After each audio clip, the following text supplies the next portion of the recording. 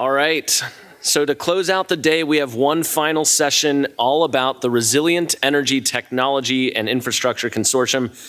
One of CMU Energy Week 2026 top sponsors and also a growing epicenter of very exciting activities in the region for researchers and entrepreneurs. So you heard from Matt Harbaugh and Reed McManigal earlier in the day, and they are already on stage. In my notes, I say join the stage. But we're also honored to have Ariane Olesh, Executive Director of the Office of Innovation and Commercialization at West Virginia University, who also serves as the CEO of the RETI Consortium. And last but not least, we have Cindy Chepinosky, the Director of Technology Licensing out of CMU's Center for Tech Transfer and Enterprise Creation. I'm excited for you all to learn how these four folks on stage, and in addition to over 100 different partners across the region, are ready to rock the region. So, Cindy, the floor is yours. Can you hear me? Yeah, thanks again. And as you can see, we are ready to rock. And thank you for being with us a little bit later in the day. Hopefully you're not ready to rest now, but I think with our dynamic conversation, we'll keep it going for you. I just wanted to add something quickly to Daniel's introduction to Ariane. Of all the things that she mentioned, of the many hats that she wears and expertly wears, she's also been our fearless leader among the institutions here at CMU, also the University of Pittsburgh, of course WVU and USRIA, leading the final round of our review for a major NSF Engine Award. So I'll let Ariane kick off by telling you a little bit more about RETI and our experience there. Thanks, Ariane. Thank you, Cindy. So the bad news, or I guess the good news, is that this is the last panel standing between you and the reception hour. The bad news is that I do have slides, but I promised Daniel I would keep it to 4, and that is it. And so then I'll follow it, I'll end it, I'll sandwich it with the good news. Since you all are in the room, the first drink is on me at the reception. The joke there is that the drinks are free, so, but there you go. So, thank you, Reed. So I'm going to just spend a very, very brief intro telling you a little bit more about RETI. You also heard Guru, who was on stage earlier today, who's been one of our amazing advisors on this project, tell a little bit or kind of preempt this. But I just, again, want to kind of introduce you to what the concept is. So the NSF Engine Awards, if you're not familiar, it is the largest investment that the National Science Foundation makes. These are $160 million awards. We were incredibly fortunate to have an amazing group of partners come together around this project, really starting with WVU, University of Pittsburgh, and Carnegie Mellon, as well as the U.S. Research Impact Alliance, which is the organization that Matt runs. This effort is focused around solving challenges across the energy spectrum. Everything from what types of new technologies does industry actually need to implement a better resilient energy supply, to how can we better support our startup companies through the region, even to how are we going to make sure that there is a robust enough pipeline of workforce to deploy, service, and maintain these new technologies as we move through this energy transition. So RETI covers multiple different verticals of work. I mentioned our partners. Many of our partners are in this room or will be in the room tomorrow, and we have been incredibly fortunate to have such a strong presence of partners. Cindy mentioned last week we had kind of the last final stages of due diligence for the selection of these projects, and we had 133 individuals representing over 70 partner organizations show up, which NSF commented was the most they had seen at any one site visit. So if you are a partner and you were in the room with us, thank you. It really does mean a lot. I mentioned the $160 million from NSF. Our partners have also really shown up in the respect that our partners have collectively committed to $161 million that would be unlocked if we get the award from NSF. So really this project could potentially bring $320 million to the region, again, in this space of securing energy reliability moving into the future. I'll kind of pause on this and I'll let Reed and Matt talk about this more, but I figured since today was Investor Day, it seems appropriate to talk about what we're doing with startup companies. We have noticed, and again, all of us have kind of worked in different capacities with startups and investors over our entire career, and some of the things that we've noticed is there are a lot of support organizations out there for startups, but what is needed is the flexible connector of when those startup resources are most helpful. And so we really see this as a continual pipeline. We want to insulate that pipeline. We want to make sure that startups and entrepreneurs and innovators don't make it 2 steps forward and then fall off on the 3rd step because they don't know how to navigate it. And so that's really a large focus for us in this project. So I think I'll go ahead and pause there. Excellent. I think this is a good transition to one of the kind of the first topics that I'd like to discuss, and we can start with Reed and Matt. Thank you, Ariane, for that introduction to the RETI Consortium. But as you heard, RETI is a very regional effort, and it's also in line with the priorities for the NSF TIP Directorate. Again, as Ariane mentioned, we're in the finals for potentially getting a large engines grant. So I'd like to ask both Reed and Matt, what are the regional needs for translating, the research into companies, translating research into practice, getting the companies out, again, specifically for this region? You want me to go? Okay. So when we're talking about energy technologies, I think anyone in this region has probably seen where when the region makes a commitment to a specific sector, we do a pretty good job at putting the right resources together and really trying to push that sector, and the region becomes known for it. So you can look at what's happened around life sciences, you can look at what's happened around robotics, AI. These are areas that the region has collectively said, yes, let's try to make that one of our pillars. Let's create special accelerator programs just for those types of startups. Let's try to pool capital together. Let's bring mentors and things like that. And so what we need to do and what we want to do for energy is that same idea.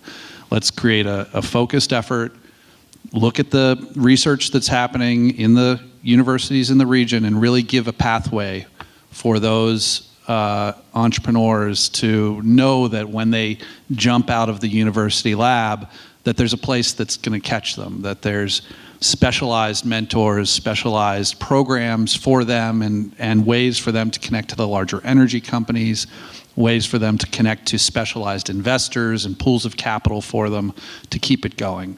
Right now, it's sort of a kind of a free-for-all, and you're jumping off into the unknown. But with this RETI program, we believe we can create that pathway and that support structure to catch the entrepreneurs as they come out of the lab. Excellent. Reed, do you have anything to add? More about regional needs? So I used to work in the tech transfer office here with Cindy. So a lot of my experience is working with extremely early stage. Like, I have an invention and a lab result. Now what do I do? So RETI wants to address that stage of need, but then all throughout the whole development cycle of companies to project deployment and raising Series B financing or later. So we want to have a consistent working relationship with the inventors, the entrepreneurs, the mentors, the advisors, and so on, so that nobody falls through the cracks. So I think a way that a lot of economic development organizations and investment organizations, accelerators work is like, you apply, you get in, you get your help, you graduate, help starts to fade out. What about the companies that didn't get in? Like, they're not getting helped and they don't know where to go, what to do. So the approach that we're taking is having a portfolio management approach. So the leadership of RETI, meeting with USRIA, Innovation Works, the tech transfer offices, will have a portfolio management. We're referring to it as a concierge approach. So we will meet with each company, each entrepreneur, each inventor at the stage that they're at, and have like a customized assistance plan for them to go for the next month, the next 6 months, or so on, so that nobody falls through the cracks. I mean, we're not going to have all the money in the world, despite what Ariane's implying about all the money. A lot of it is going into various support programs, but not a lot of it will be able to plug the gaps. So some companies, some research projects, some workforce programs are going to get funding directly from us, but a lot of it is going to be coordinated and linked together because of what we're doing. So a phrase we use a lot is we want to provide the connective tissue, so that a large company looking to access workforce or research in the universities has a one-stop place to go. And similarly with an entrepreneur, where do they go to find out, I'm at the earliest stage or I'm like raising Series B financing, like who do I talk to? You talk to us and we're going to help you connect with the resources that all of us bring to the table. Thanks, Reed. Yeah, I know one of the things that I'm pretty excited about is the ability to, both Ariane and I are in the tech transfer office. And, when I think in addition to our colleagues at the University of Pittsburgh, and when we think about even efficiency for our partners, if we're all together, if we're having a portfolio approach and you're working directly with us, we can potentially have one call with the all of the community partners together with the tech transfer offices. Now, we like to work together a lot, but, a very directed and intentional approach, I think, would be really, really good. Ariane, do you have anything else to add with regard to, the collaboration of the universities with respect to our regional needs? I think the only thing I would add to that is, I'm sure most people in this room have heard at some point in the last couple of years a phrase, something similar to, we need an all of the above energy strategy to kind of solve for and fix and ensure that we have enough energy moving forward. And I would say that the same goes for the region. I think we need an all of the above in terms of a regional approach of if we all work together and we're all rowing in the same direction, the ability to actually turn that corner and really transform this sector in our region into that thriving hub of energy innovation becomes a lot more realistic, and I think we can just do it a lot faster. Agreed. So, we were talking about the regional needs, and you gave some examples about what RETI is going to do to address this. Did you want to talk a little bit about maybe specific examples or some specific of that concierge style help that you may have given some local companies?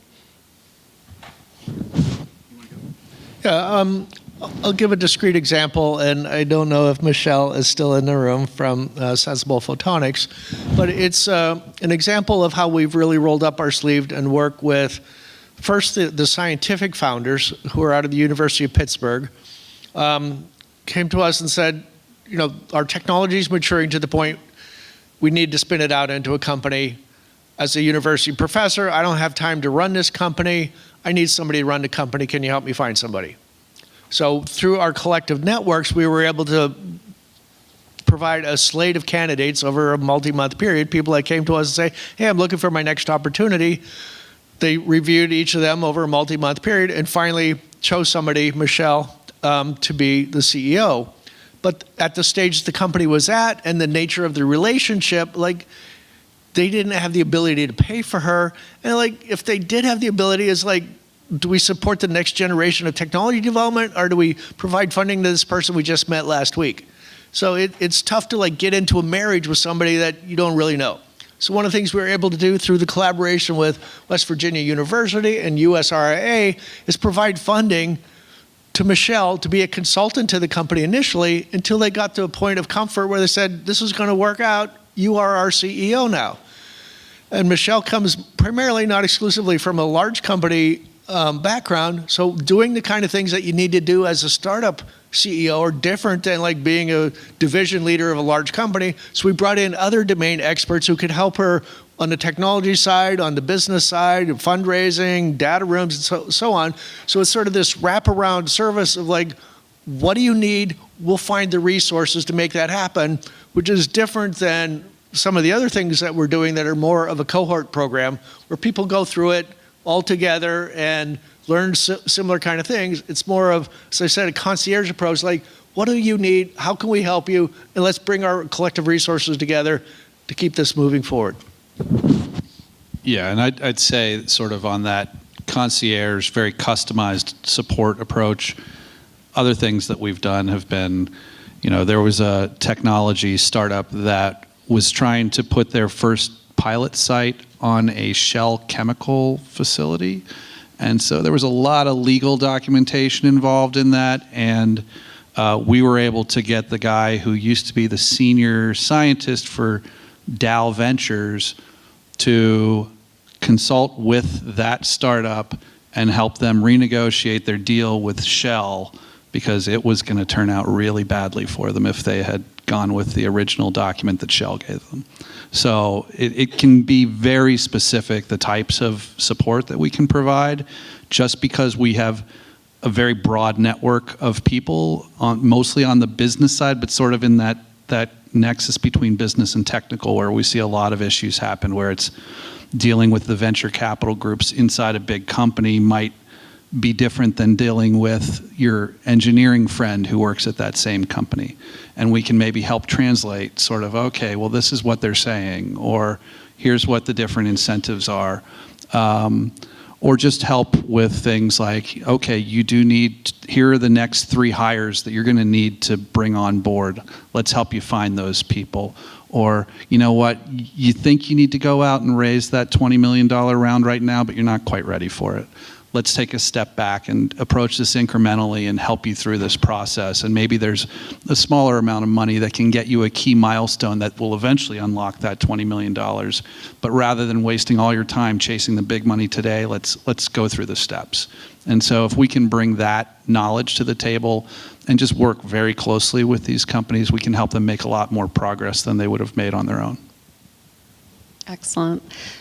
Matt, when you had mentioned, the work with the company, Shell, I believe you said, it reminded me about all of our industry partners that we have in the consortium. And so I'm going to take it back a step a little bit. And Ariane, I was wondering if you could comment about, how we're planning to have the use-inspired research as part of RETI to kind of keep the funnel going. So if you want to say a few words about that. Sure. So again, Cindy mentioned that, I call it my day job, although it feels like it's become my weekend job with everything we've been doing with RETI. But a large portfolio of my work is helping to oversee and manage the IP portfolio at West Virginia University, and I also run the NSF I-Corps program for the state of West Virginia, and that whole program is predicated on when you think you have an idea, before you take it much farther, figure out who your customer is. As I think most people in this room have seen or experienced first or second hand, when you have an idea and you mature that idea, and you make investments, whether it be, federal research funding or investor money, but you haven't really found its home in the market, you are wasting a ton of time and a ton of resources. You really need to figure out first and foremost, who is going to buy my technology? How are they going to buy it? And is it actually solving a problem that's big enough that they're willing to spend money on a solution for it, right? And so that really became the basis of both our research and our translation strategy for the RETI engine. Is everything we are doing needs to be industry informed. If the whole goal of this effort is, in terms of the technology scope, is to get technology to market faster, you need to know from the get-go who your customer and who your buyer is at the end. Granted, things can change, things can pivot, markets shift, sure, all of that. But in general, if you know who your end buyer is, your end customer is, at the beginning, you should be able to accelerate that process much faster. And so that's really what we've been very intentional to bring industry partners on, is we have brought them on, but under kind of the auspices of, you're going to come on as a partner, you're going to help identify your priority technology development needs, but then you're going to stick around. As we continue to work and invest in that technology, we need you continually showing up to the table and saying, what types of criteria does this technology need to meet for you actually to want to buy it? What types of specifications does it have to have? Unless you have those regular points of engagement along the way, I think, again, you can get stuck in this cycle of you're building things that people don't actually need or can't actually adopt into their system. So our industry partners have been great and have already started engaging with us around that. And it's everything from more of the grid and utility side all the way to the industrial side of things, and kind of some that also live in between. And I'll just add on there. I mean, sometimes having those industry partners really work with the startup can help identify not just what's the right application, but what's the right level of technical validation that needs to be in place before that next partner will actually be interested. And it tends to also correlate with investor interest. So the investors are going to want to see that corporate partner is interested, and the corporate partner is saying, well, I won't do anything when you're at a coin cell level, but you have to show it at validate at a pouch cell level. And so things like knowing that, getting that insight, then can help direct your next step on the technical side too, so that you're not doing the wrong thing on that side, instead just really focusing on that critical path. And in the case of that example that I just gave, we also were able to step in and say, okay, you need pouch cells developed and tested. Let's go out and get quotes for that. And we were able to fund that little mini project for a startup where they got that next level of technical validation done at NREL in that case. And that, we believe, will help unlock the industry partnership and the investment. So, it's knowing what's that next key step and then helping them do it. Great, thank you.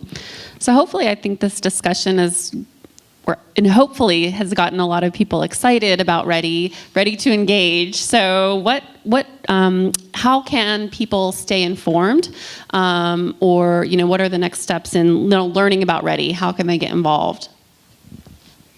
Sure, I can start off with that, but I think the easy answer is, if you know Reed, just talk to Reed, because he'll talk about it all day, any day, which is why we love him being on our team. Dr. Sam Taylor is also here. Sam is the director of the Energy Institute at WVU. He's also serving as the Chief Technology Officer for RETI. Easy ways. Connect with us on LinkedIn. That, I think, is probably the easiest, lowest amount of effort. Follow us along. We won't know for another few months what NSF's decision is, although I think we all felt pretty positive and hopeful coming out of last week. But in the meantime, we are still here. We want to continue to be active. We have always said along the way that we are an engine in motion. We don't want to be static. So Matt and I and Reed also work together in similar capacities outside of the engine project that kind of laid the groundwork for a lot of the engine work. So if you are a startup, if you're an investor, if you're industry, and you are looking for even just points of connection or networking in this space, reach out to any one of us, and we're happy to have a conversation with you.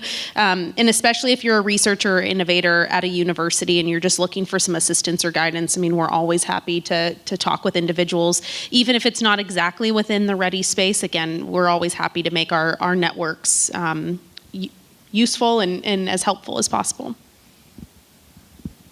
Great. Well, I think it's time for a few questions from the audience. We have mic runners on both sides of the room. So any questions that you all have for this team from RETI? We're going to quiz you later, so better make sure you know your stuff.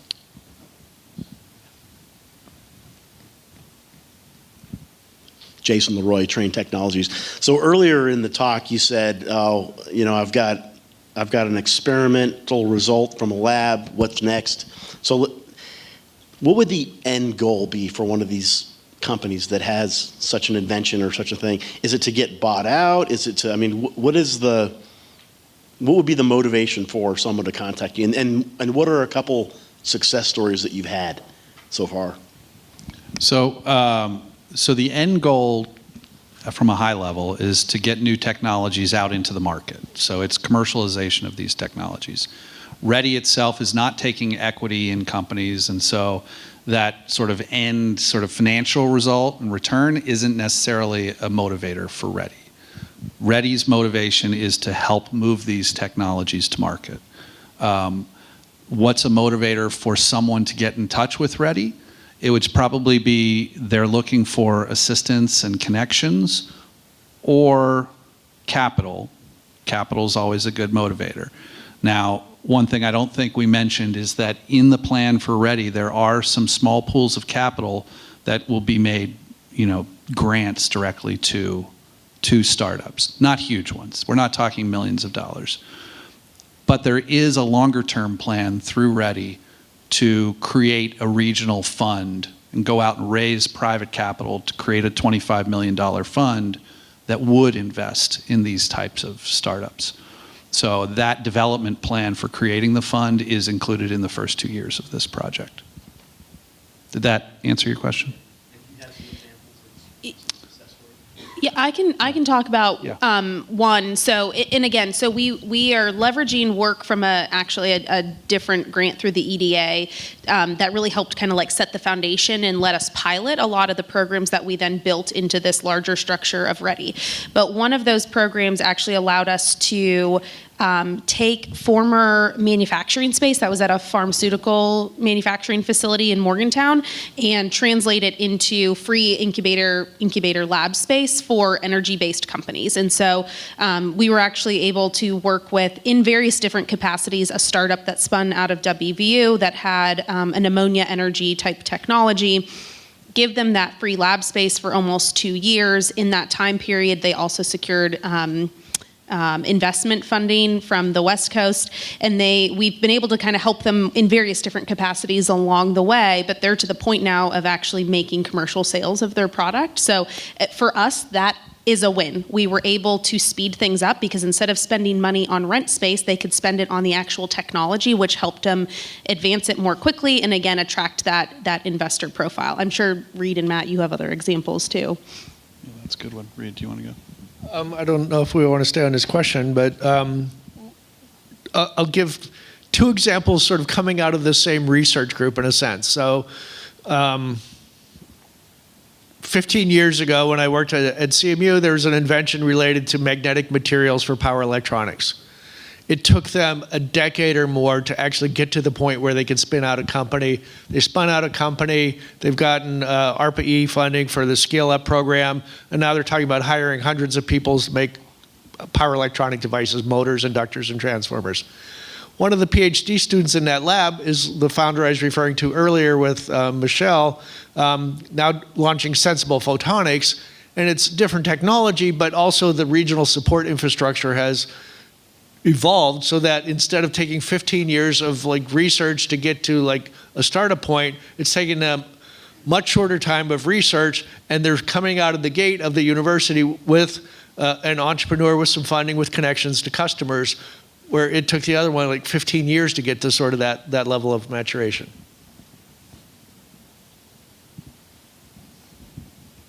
Any other questions from the audience? Bud. Thanks, Daniel. Let's just assume you win the NSF award, which you will. What does a 10 or 15 year vision look like? What does a mature, ready organization look like? You know, Matt, you mentioned some of the different industries within the region that are gaining support. Is RETI the fabric that ultimately supports some of the industries that are already being propped up? Or Reed, to your point, you know, power electronics. Is there some sort of emergent industry that you're particularly keen or excited about that RETI could serve as the catalyst for generation within the region? Yeah, sure. I can kind of start with that. So, I mean, I think the long-term vision for RETI is to really be that catalyst to set this region on that trajectory to be the national model for resilient energy innovation, right? So I think Matt had great examples. You know, if you kind of think of Pittsburgh's transformation into the meds and eds and now AI and robotics, we want to see the energy sector be kind of like the natural extension or the next pillar of that. I think the region is incredibly well positioned for that. We're the second largest energy producing region in the entire country. We also have a phenomenally large industrial base that was built up because of all of those energy resources. So if we can solve for those problems related to energy distribution and energy consumption and management on the industrial side here, it becomes logical to think that then you could take those technologies, those innovations, and replicate them across the country where those same problems are happening. So that's really what we want to see for RETI, is we want to see that this region becomes seen as the focal point for addressing the region or the nation's need for that energy resilience to power American industry into the future. And I'll just add, I think if we can set up this infrastructure that includes all this really focused sort of industry-specific knowledge and support for startups, and really develop the system that helps them quickly progress through these stages, it'll be a somewhat unique asset in the US, and I can imagine that startups would actually want to locate here to have access to those resources. And if we have a fund that's focused on that, then you can really imagine people starting to come here, because there's not a lot of very early stage funds in the U.S. focused on this sector. If I could just give a little bit of an answer. So I think historically in our region, we've had a lot of really large energy equipment companies. If you think of like Mitsubishi and Siemens and Emerson and Eaton and so on, in some sense, they're the progeny of George Westinghouse and Nikola Tesla from 100 years ago. And they've been around forever. And then there's this newer generation of startups. As we look at the cluster of companies that are in this domain, almost all of them have less than 5 employees. So more than half. And then a bunch of them have more employees and have grown. There's a unicorn and so on. But I think over time, those smaller companies are going to build into a cluster of larger companies that are beyond the research stage and actually selling things. So there's going to be this growing manufacturing base that's going to be tied in with the larger companies, tied in with the users, the industrial base, and so on. So I think it's all going to grow as a cluster. And as Matt said, that's going to attract people from outside. And that's already happening in some sense. You may have all heard about EOS Energy and Form Energy setting up manufacturing in our region. Both of them were started on the coast and were funded by coastal investors, but they came here to do manufacturing. So I think that's a unique capability that we have, is this 100 years of manufacturing know-how with the large companies and their base of people and workforce and so on. And now this growing generation of new companies, I think it's going to become this flywheel that we've aspired to as a region. But unlike, say, AI, a lot of this is manufacturing. So you saw all these companies present today, like 20 companies, I think 3 of them maybe were software.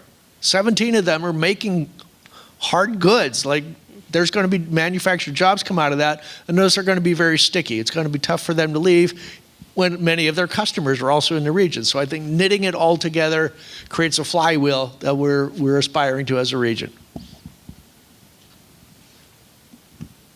All right, any final questions from the audience? Oh, back corner.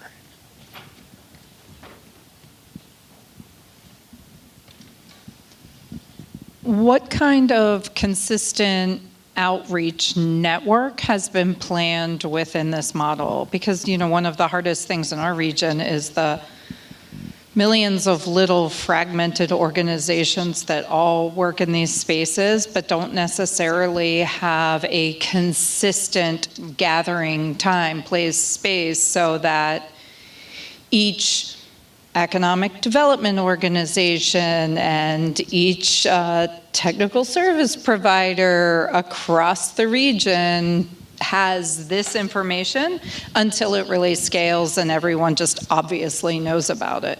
Is that built into the model that exists today? I would say that. And what can we do? I think first and foremost, that is kind of one of the core pieces that RETI wants to be, is we don't want to duplicate, we don't want to replicate. We want to fill gaps and connect the resources that do exist here within the region. We will have physical space both in Pittsburgh and in Morgantown for things to happen at, in-person convenings and that sort of thing. But yeah, most importantly, it's if we can help be that kind of 50,000 foot view where we can see down on things and then connect the pieces that should be connecting and working together, that's really what we want to help enable. I would just add, the network of industrial and other resource providers is not a closed group, that if you or anyone here has additional resources that you think would be really useful to this effort, please join us. If there are communications firms and others out there that say, you know what, I would love to amplify this message, it's a big tent, come on in. And we didn't mention, but we've had a $1 million development award from National Science Foundation. Ariane mentioned the funding from Build Back Better earlier. So we've been piecing together these various sources of funding to build up this track record, to build all these partnerships that we've been talking about. So the phrase Ariane uses that I love is like, it's an engine in motion. We're not like proposing, this is what we're gonna do if we get funded in the future. We've taken the little bits of funding that we had here and there and demonstrated as much as we can with that little bit of funding, like we're already doing it. We're building these partnerships with all the service providers. We're working with the startup companies. We're working with the large companies. Like, we're doing as much as we can with a shoestring budget. If we get funded, then we'll have more resources to actually make this a bigger thing. That being said, this is a good time for anyone who's not already in the group to join. I mean, I think we're all feeling really confident that the big money, that the big award will happen and hopefully gets announced in the June timeframe. So if, like I said before, if you've got services or something that you think should be a part of this, like Ariane said, find us on LinkedIn or reach out to Reed. Everybody knows Reed. And join the party here, because it's going to be great once we get this award and we're really going to be off and running. Okay, last call on any final questions from the audience. Yeah. So great time down in Morgantown and great presentation today. Who's our biggest competition for this money? There's one other group, isn't there? There's one other region that's proposed an energy resilience engine, but I don't know which group it is. I was going to make a joke and say another government shutdown, but Oh, maybe. well, that also could be a problem. That's not a funny joke. Don't even say. Yes, there is another engine in another finalist in North Carolina that's focused on exclusively on grid innovation.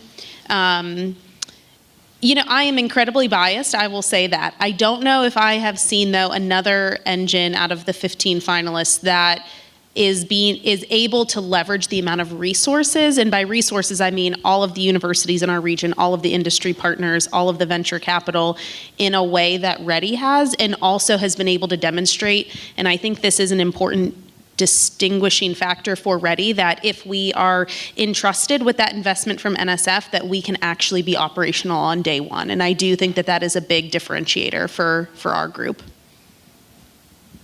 All right, well, on that high note, I'm convinced we're ready to rock, and I think we're about ready to wrap on the day. I have a few closing remarks, but before that, please join me in giving this panel a round of applause.